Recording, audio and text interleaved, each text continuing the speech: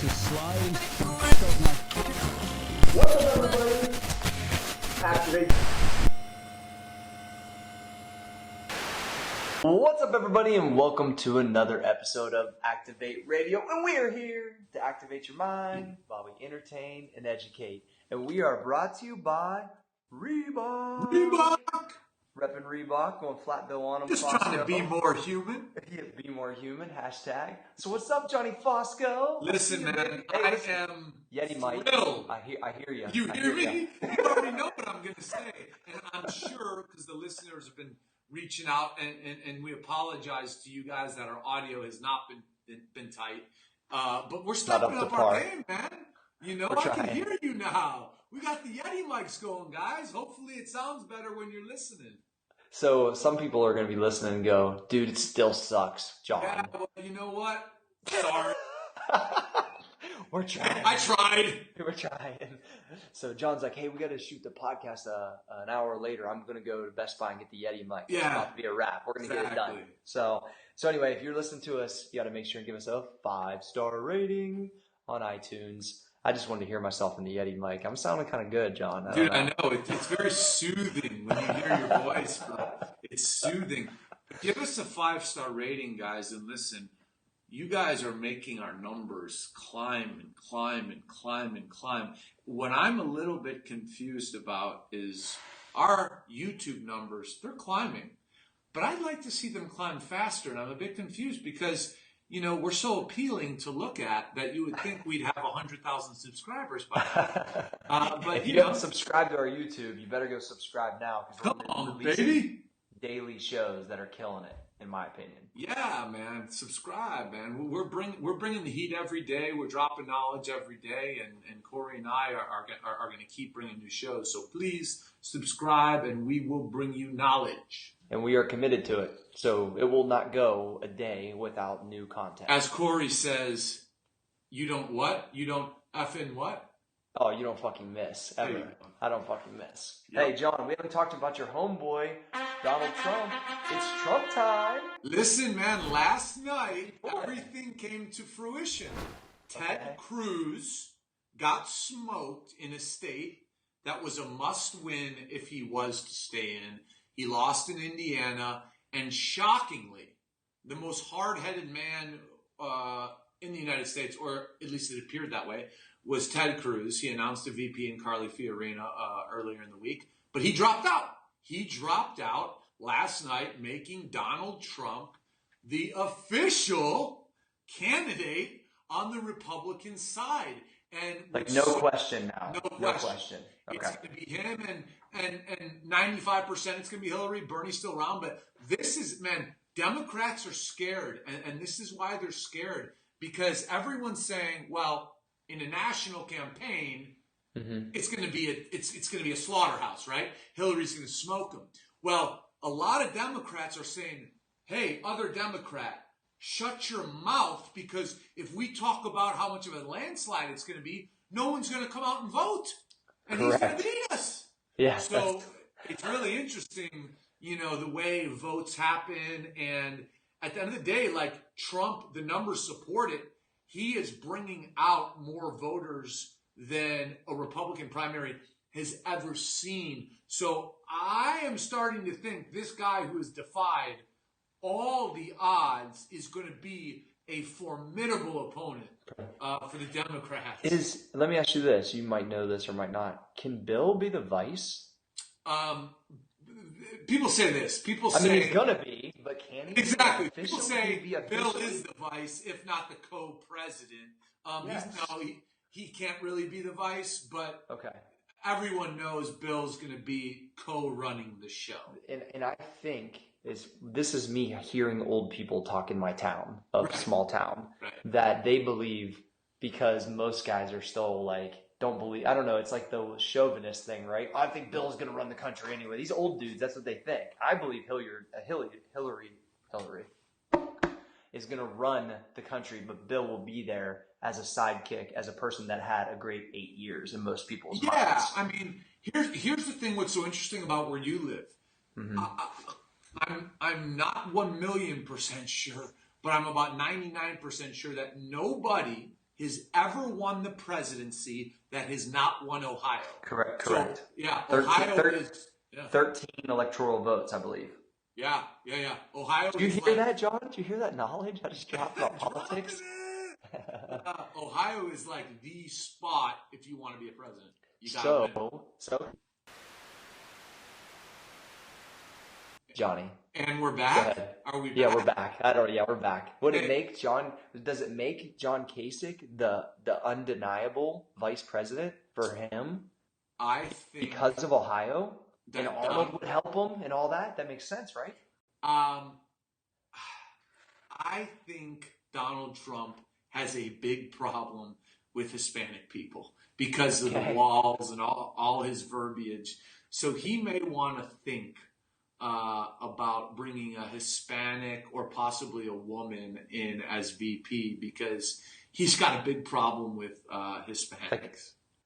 Gotcha. You know what I'm saying? But if you go back to that Ohio thing, in theory that makes sense because Kasich would come and win it, especially with Arnold supporting him, and they all run together. So it'd be interesting. Kasich would definitely be good. He's another white male. And for sure, very Trump, white male. Yeah, Trump has alienated a lot of people who are not white males.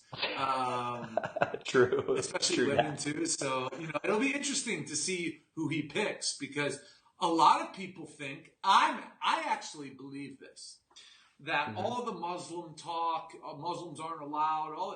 I believe that this man is very smart. So what he's doing is he understands the race to win the Republican nomination is completely different than the race to win the presidency. So I believe you're going to see a major pivot. And Donald Trump, before he ran for president, dude, he's got a lot of liberal views. So I think we're going to start seeing what he actually represents. And my take is he's not as crazy as people think. He's smart like a fox. That's my take. 2 strategies, 2 different races.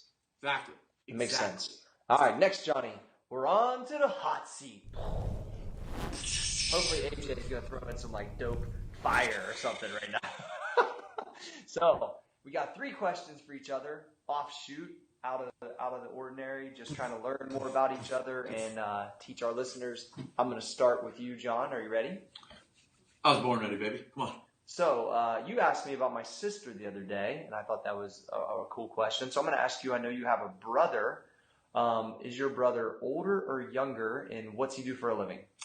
My brother is older. He is, I believe, 2.5 years older than me. He got the height gene. He's 6'4", and I'm jealous. Oh, yeah, he's 4 inches taller than me.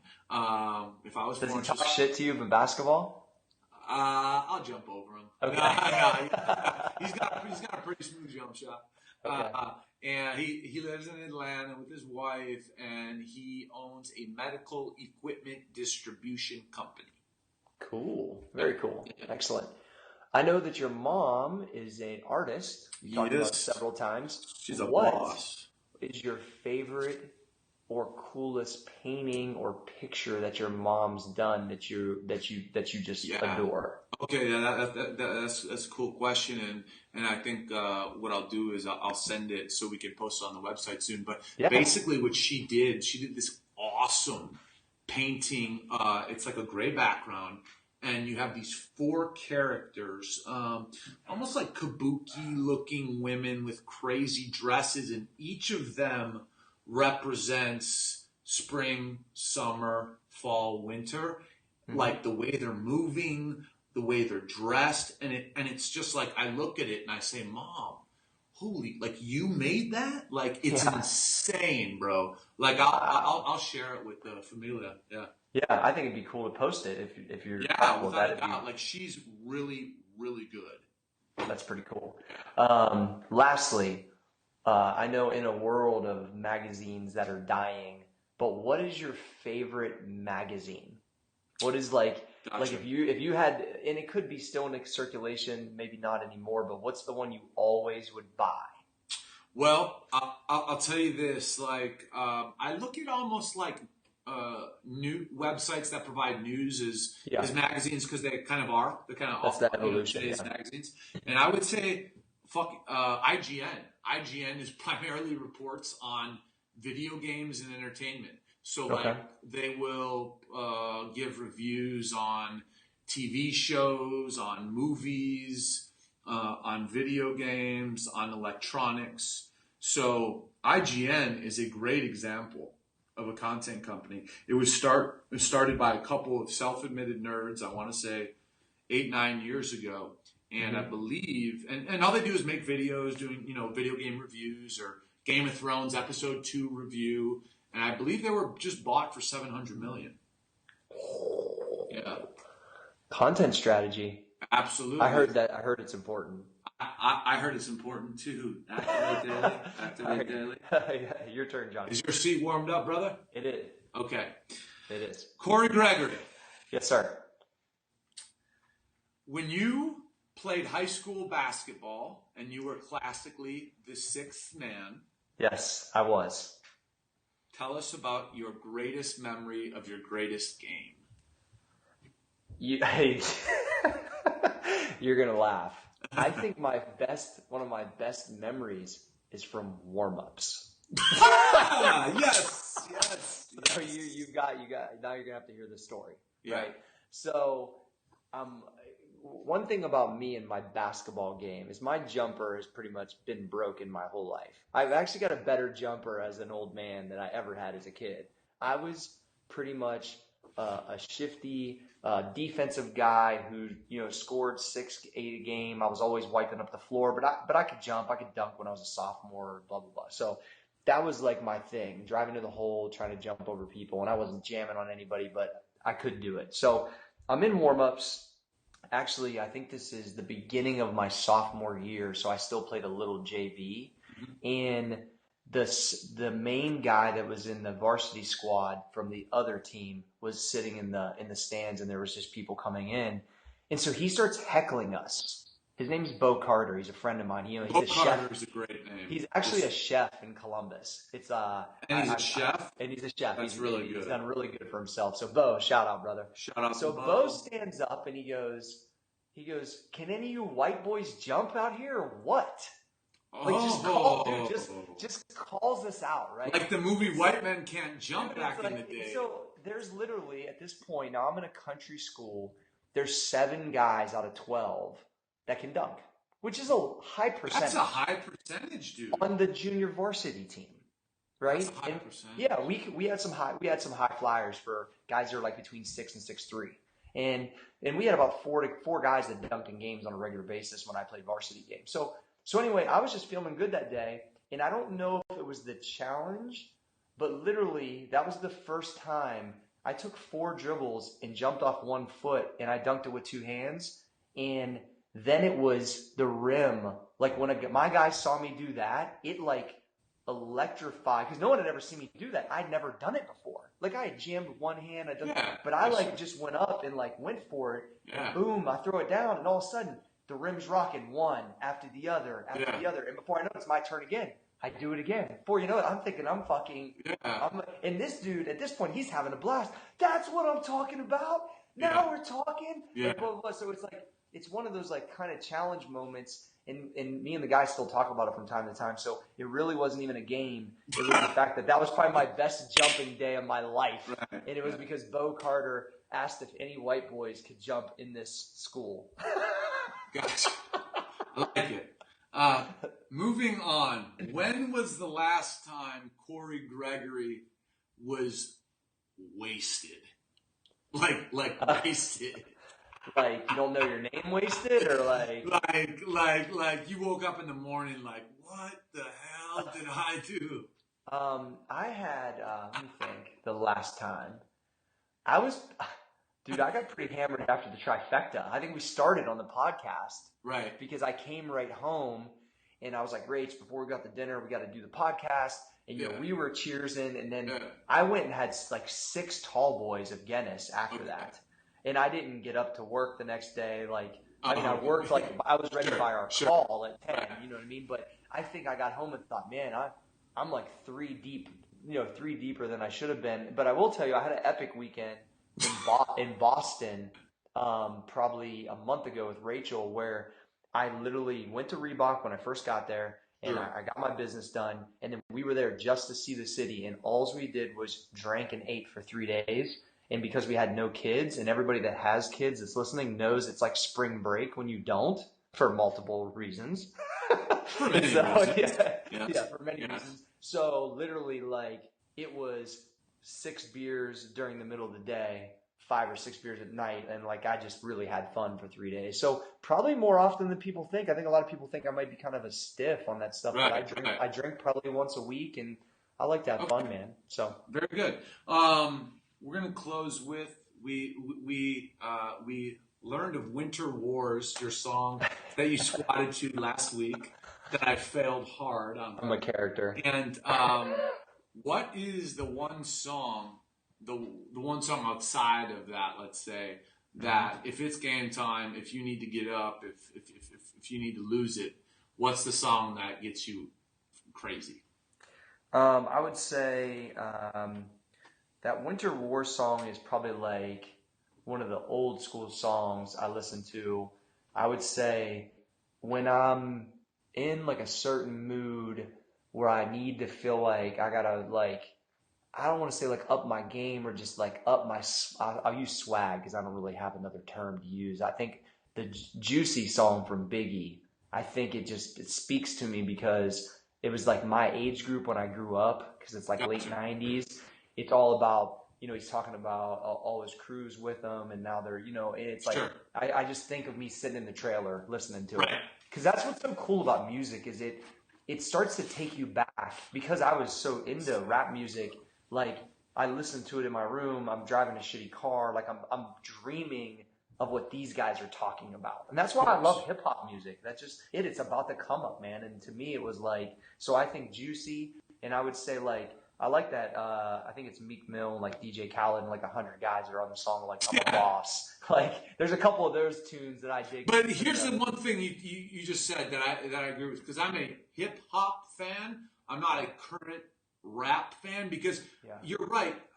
I think in the late 90s, early 2000s, it was about the come up. Obviously, Wu-Tang infamously said, rolling in MPVs, right? Like Mazda MPVs, right? Yes, like absolutely. It's about coming up. Now it's about, I'm going to go rent a fake luxury car. Yes. Like to me, it's lost its luster because it's like, it's not real no more. Well, they're already there, even though they're not. Where Biggie and Pac were talking about getting there. And but are the guys really there? See, I don't think they're really there. I think part of the game is showing that you're there, but you rent everything. And I mean, I've been, I have friends that shoot videos, and they're like, dude, all the stuff's rented. You know what I mean? I mean, it's just, it is what it is. That's why, unless like, you're Jay-Z. Yeah, unless you're Jay-Z. And that's so, and I know I get the fake it till you make it a little bit. I understand it's a rap video. I would say, like, I just think, and this could date me a little bit, because everybody that grows up in their time frame and likes their music, they think it's the best music. I mean, that's part of it, right? So that's what dates you as a person. I, however, am a current hip hop fan. I have some of my friends that are always like, dude, I can't believe you like that whack shit. Yeah. I've just kept up with it. But at the end of the day, my playlist goes Biggie, Wayne, and then current stuff all over the place. So, yeah. Wayne, I can never relate to Jan because I just don't get it, and I never will. But yeah, that's okay. He's obviously he's made some money, though. Call him talented. I will tell you, though, one of my favorite Wayne lines I used so many times on Twitter, so many times in meetings, is he was getting interviewed by somebody, and they said, what do you think about what Nas is doing, or about his album, and how does it impact you? And he looked at him like, I have no clue what they're doing. I just know what I do, in the classic line, and I'm just over here making a lot of motherfucking money. That's what he said. Yeah. I mean, because he knew he was so good at his craft. He really didn't care. And so the way I looked at it, like, here's very similar. We're getting ready to do another supplement line. Yeah, it's coming out soon. And when people ask me, and they will ask me, is it as good as this person's or that person's? Better. Does it compare to a Muscle Farm or whoever? Better. I'm going to tell everybody the same thing. I don't know what they do. I just know what I do, and I do it well. And it's dope. And it's dope. All right, Johnny. Johnny's inbox. What do you got? Yeah. We have a really interesting message that I was humbled to get. So it's semi-long. I like to do these things word for word because they're powerful. Yep. Okay. I just went back and listened to episode 25 this morning on the way to the gym and after. Your point about doctors not talking about or warning about the addictive nature of pain medication is very real. When I just had wisdom teeth taken out, I was given painkillers that were so strong that I literally couldn't function and I was drooling on myself on the couch. I stopped taking them the day after and the pain wasn't bad enough for pain meds at all. I took an Aleve and I was completely fine. Just recently, I saw my parents and mentioned my back injury I'm working on, and my mom had bottles of muscle relaxers and other stuff. And my parents aren't drug abusers or anything like that. It just blows my mind. It just blows my mind how easy it is to get prescription medication. You guys should get Chris Bell on the podcast in the future and Absolutely. talk about his recent documentary. I think that would be an awesome talk. So first off, thank you for that message. And guys, I text Chris Bell today, so we're going to talk to him. For sure. Oh yeah, we're gonna talk to him. I mean, this is what we're talking about. We just had. I mean, he is the everyman in that we need to. I don't want to say fight a war against doctors, but we need to start questioning doctors. This man is sitting on the couch, drooling on himself because he got dental work done, and he had the peace of mind to say, fuck this, I don't need this shit, I'm taking a leave. And then he takes a leave, and it's all he needs. Yeah. Why are doctors giving this stuff? The reason they're giving this stuff is so they can write it, get you out of their office, and go on to the next patient. I keep harping on this shit because if this dude wasn't smart, wasn't strong, and had an addictive personality, we would have just gotten the message from our newest addict. And I was just going to say, that's how it happens. That's how it happens. That's how it happened to me. That's how it happens to everybody. And he references Chris Bell. Chris is doing a great job of awareness right now. He is doing a great job of awareness, and I'll tell you why I have an immense amount of respect for him. So not only did he lose... So Johnny, I know you just got done watching Prescription Thugs, and I've known Chris Bell for a while. Started with the steroid documentary he did, and now on to Prescription Thugs with this. And talk about his awareness and how he's put his family on blast, but really he's helping a lot of people, I believe.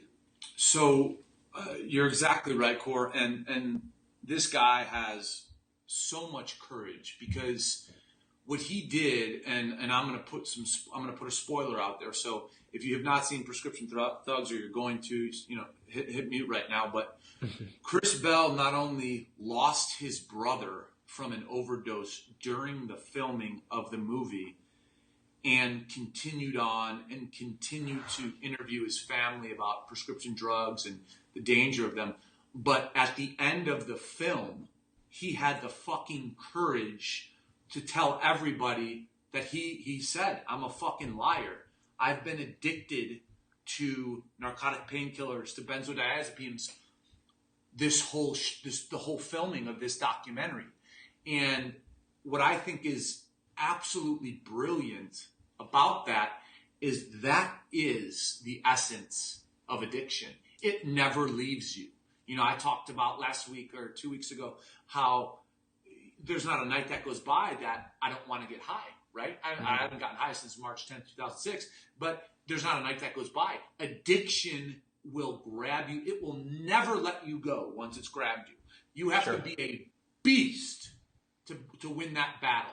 And on Instagram, Chris Bell posted something that I think everybody should look at. And it was a picture of like a 9-year-old kid getting injured on the football field. And his father was picking him up. It was it's like a billboard in New York Times Square. And it said, "Are you comfortable with your children taking heroin for a sports injury?" And I believe the point he was making is that that's exactly what's going to happen. If your kid gets injured on the football field and you don't do what we're talking about and ask your doctor questions about the prescription that he writes your son, you are giving your son or allowing or overseeing the fact that he's taking fucking heroin, guys. So I cannot stress enough, and I'm going to repeat it till the day I fucking die. Yeah. Get tougher. Refuse prescription drugs. If you're a parent, disallow them for your children. Do not let your wife take them. I'm talking about we gotta cross boundaries, right? Normally we gotta respect people's boundaries. On this shit, because it is the Grim Reaper and it will take your motherfucking soul. It don't matter how big and strong you are. We gotta cross boundaries. And we gotta step up to people and we gotta say, "I love you, man. That's why I'm not letting you do this shit. We're gonna go get you some Aleve. We're gonna go get you some Tylenol, and that's it." Like drastic times call for drastic measures. Agreed. And I'm tired of this shit. I'm tired of it. We definitely got to hook up with Chris. There's no doubt. Without a doubt, dude. We will for sure. So that's powerful. First of all, the inbox message was powerful, Johnny. Second of all, just the awareness that you're giving this subject, that Chris has given this subject. Yes. And it's definitely getting there, man. Just got to keep it going. So it's good. We got to keep fighting. But you know what? It's a very dark thing. But we're not going to shy away from it. We are going to keep fighting it. But Cory, lighten it up a little bit for us. Let's talk about the gym a little bit. Let's go to the gym. Yeah. John, which way's the gym? Yeah. And you know I want the double bicep toe spike. Yeah, boy. So basically, one of the things we talked about off air was, you were like, dude, I grew up in the gym. Some of the guys I trained with, like, they were always like 10 sets, 12 sets for a body part. That's it. Right. This rep scheme, very, structured, and that's the way it was, and there's nothing outside of it. And I was like, dude, we do 20 sets of body part. And you're like, why? You know what I mean? And so that was so really I'm going to answer that question. So I'm going to call this my rant on supersetting and sets per body part. And really what it comes down to is, I believe as drugs, so we're staying with drugs, became bigger in bodybuilding, guys, and some people could rival this, but I think guys had to do less to get more results. Okay? And so this is what happens. Now, if you look at the 1960s and 70s bodybuilders, they still are revered as some of the best physiques in the history of the sport. Now, did they take drugs? Yes. Some of them didn't and still had really good physiques. The ones that did still didn't take even close to the amount that's going on nowadays, right? So, and just to preface this, I've never taken steroids. I don't know the steroid game. I just know what's going on. So yeah, you've been around it. I've been around it forever, and so this is an observation. Right. I've been around Ed Corney, Arnold, Frank Zane, all the guys that had physiques that I wanted to look like. I know what their workouts were. I've worked with them, and they were insane, okay? They were not eating 20 egg whites with oatmeal and doing 3 sets of 12 and growing to be a 270-pound monster. What they were doing was eating steak, vegetables, and doing 20 sets for chest. Right. And so the moral of the story is when I started to become kind of social media popular, we'll call it, for my programming, it's really based off of golden era, crazy, beat your body into submission so it changes. Well, because you're coming from a natural place, right? Yeah, so like I have to force it to change. It's not going to change just because I'm so chemically enhanced that I do 3 sets of 12 that now I want to be a veiny monster. Now, I'm not saying those guys don't train hard, because they do train hard. I'm just saying the perception of, if you have a written program by a guy nowadays, stereotypically, and you have a written program by a guy from 1970, it's going to look dramatically different. Their bodies look dramatically different. And I'm just telling people that if you do the programs like the Get Stacked programs that are on my site or have done for years, they're going to look more like the 1970s stuff, because that's what fucking works for the average to above average person that's in the gym. You have to train fucking hard if you want a result. Want to know what amazes me? And I'm going to go off, and this may upset some people, but I'm going to tell the truth. It amazes me that people want to get so big. And, like, what's the point, right? Because here's the truth. I don't know many girls. I don't know any girls who like monsters. I know girls who like guys who are fit. Correct. Right? Who they can see some muscle density, who have shape, but like I truly don't understand guys who want to look like walking hotels. The 280 bodybuilder veined out look is out. Like guys want the guys want to look more like, honestly, like somewhere in between a CrossFit and a classic golden era physique guy. There's somewhere in the mix of that. Corey, I want to stop you on CrossFit for a minute, because I know you got some homies there and all that stuff, but I want to say this. Those dudes are juiced up. They're juiced up. They're juiced up. And now Johnny's inbox is going to change. No, let's cut the bullshit. Those dudes in the CrossFit games, those guys are juiced up. And this goes to kind of what I was talking about with entrepreneurs, right? If we don't tell the truth about what's going on, our youth is going to be discouraged when they don't look like that, right? Like, I don't believe that any of those, I want to say any, right? Most of those guys are juiced up, man. So here's where we'll have a little bit of difference, and that's okay, because I know you love the debate. That's John's opinion. My opinion is a little different. I believe when there's money involved, people will cheat. Plain and simple. Okay, I agree. It is happening. To stereotype that it's the high percentage, that's to be determined when they get proper stuff in place to try to police it. Is it happening? It has to be happening. To what degree? I don't know. Is it the same degree? Is it the same degree of the NFL? The NFL practically promotes, juice and HGH. So you know what I'm saying? So it's like I know they're your buddies, bro. I get it. I do have homies that I believe do not take drugs. And you know what? A lot of them may not. But I'm going to tell you this. If a kid goes out and he works his ass off in the gym, he ain't going to look like those dudes running game at the CrossFit games. It ain't happening, man. Yeah. I think here's so I'll rival that a little bit. It's more attainable by far than it is to a pro bodybuilder. When I was growing up, a bodybuilder is. But what I'm saying is, when I was growing up, like that was the gap, John. Well, yeah. It was like absurd, right? Like, I'm eating 10 egg whites, and I don't look like Ronnie Coleman. Like, dude, a pro bodybuilder. I mean, let's call a spade a spade. They're essentially professional drug users. Yeah, there's no doubt. But now we got these guys. You know what's interesting about the CrossFit dudes and a lot of natural bodybuilders, when you get up around them, they're usually not as big as they look on TV. They might be like 185 pounds. Now, where I rival is that what they're able to do for so many days in a row. That's where I think there's got to be cheating. And I've heard some of the guys talk like. They're hearing rumbles of it, so it's going to. These guys are getting on stage like Olympia guys, Arnold guys. They're getting on stage between 250 and 300 pounds at 4% body fat. Oh no, that's a done deal. I already know that. I mean, come on. I'm talking about the CrossFit guys. I just think it's to be determined how rampant it is. I got to tell you a quick story because this is one of the funniest things I've ever seen in my life.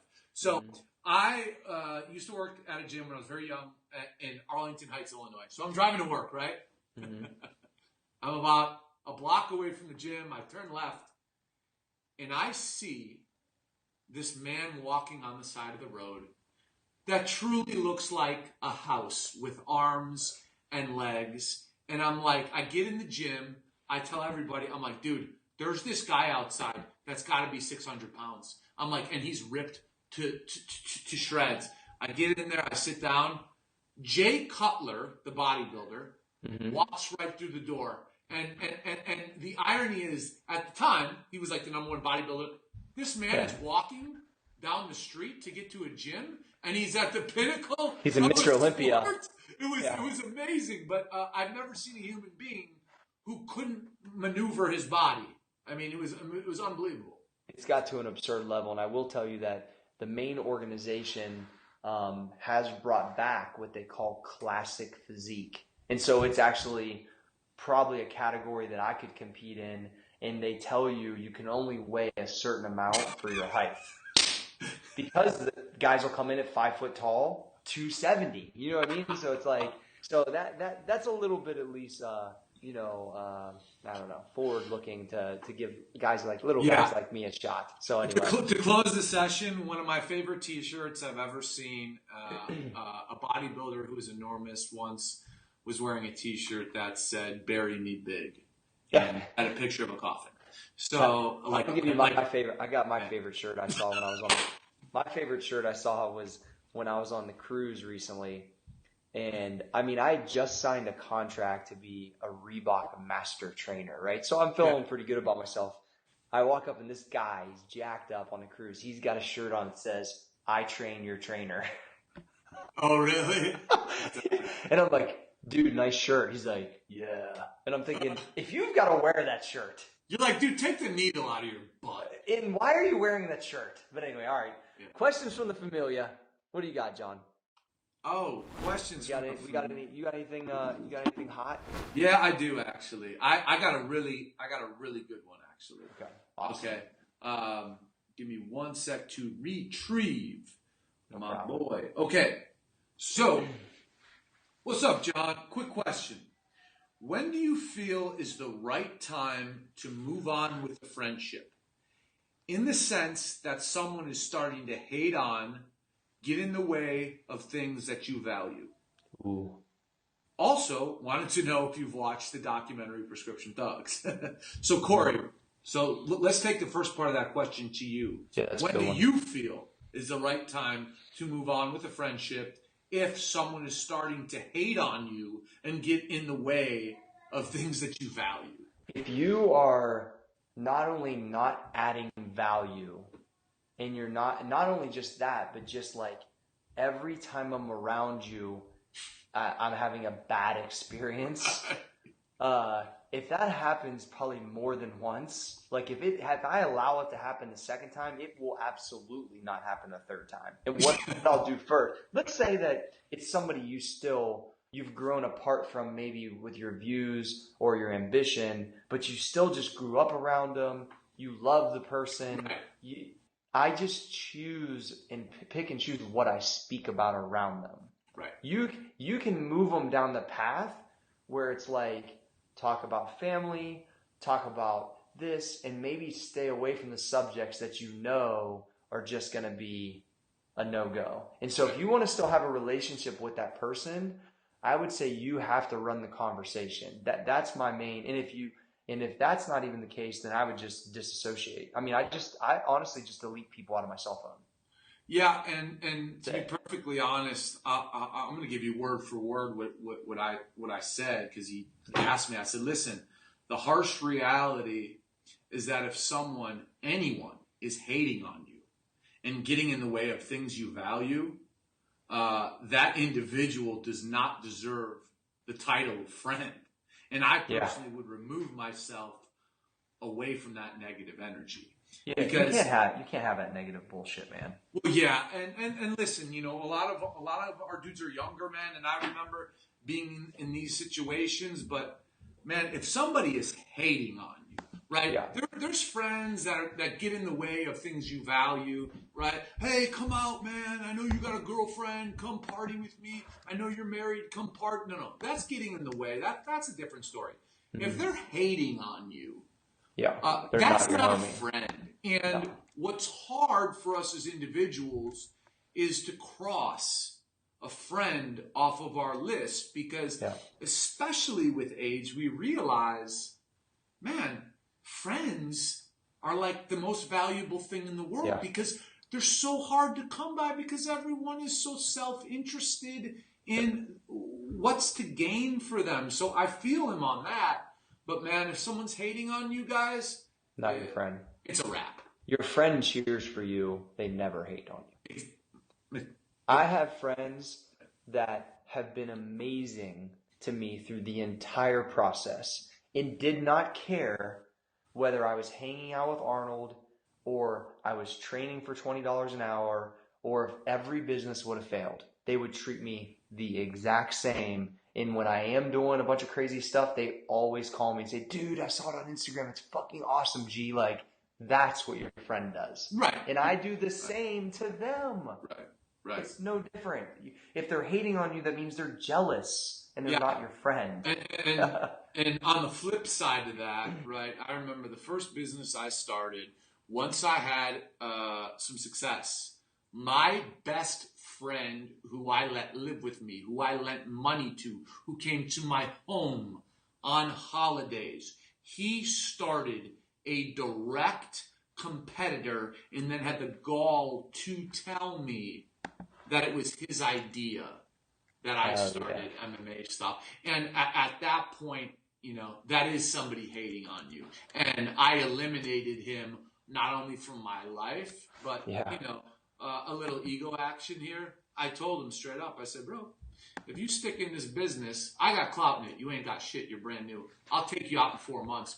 And all I did was I called up all his distributors. I said, cut him off or you're going to lose my business. He was out of business in 4 months. Yeah. Don't mess with them. Game over. Don't mess with Fosco. hey, P. Sorry about that. My man. Hey, I think we're going to wrap up the show with some real value, though, here, John. Are you ready? We're going to go 3 key examples of how to deal with, we'll call it static or adversity in the workplace. Okay. And so I think that everybody, no matter what job or business they run, you have personalities that will clash and you're going to have issues. So what are the 3 keys? I guess it's between the two of us because we kind of put them together that we believe they need to view. And I know number 1 is that business or work comes first because that's why you guys know each other anyway.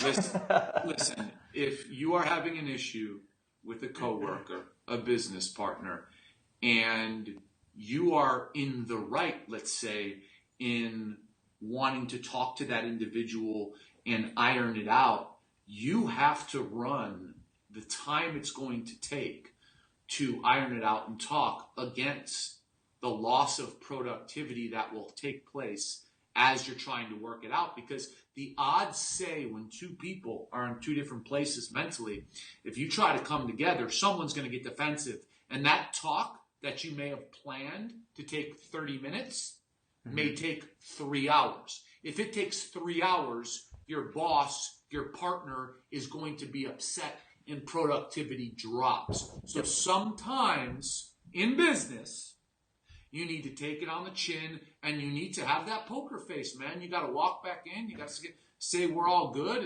and it's about productivity. I mean, what's your take, Cory? Yeah, I think that I agree. Like, at the end of the day, you can waste more time talking about a situation when you could be making money. And when you're in business, this is not fucking high school. This is not fucking who's more popular. This is, are we getting our tasks done or not? Right. That's it. Right. So that's the big thing. Number 2, and you kind of touched on it, John, evaluate the reaction. Because both of us have had hothead moments. I think you've had a few more than me. I've had a lot more than anyone I know. Yeah, I've had my share, and it takes a while to get me there. But then when the geyser goes, you got to rein me in. I'm difficult. But well, I'll use a great example. I mean, I can recall, not specifics, but being on conference calls with you even in the past month where I rise up and I know exactly what you're doing when you're doing it, when you basically go into a mode where you go minimalistic. You're like, okay, well, we're just going to handle it this way, John. Okay. And what you're trying to do, I know exactly what you're trying. You're trying to fucking slow me the fuck down because I'm going. And that is what we're talking about. That's like understanding the situation and understanding the individual. Because if you engage with me, I'm not doing what It's like pouring fire. It's like pouring gasoline. Right. And that's why I talk about it all the time. You know, separating emotion from business. That is one of my key points to any business, but it's a challenge for all of us in different ways. And for me, when I rise up, man, I need a Cory to bring me fucking down. Well, but also evaluating, like, all right, if John explodes right now or Cory explodes right now, the whole day's a wash. Right. Dude, there's times at Muscle Farm when I'd fucking lose it on somebody, dude, I'm cashed for an entire day. Yeah. It mentally drains you to a degree where you're not getting. I couldn't be creative on the podcast right now. I couldn't joke around. Right. Dude, I'd have to disappear for a day. Right. To get my shit back together. Right. I'll paste.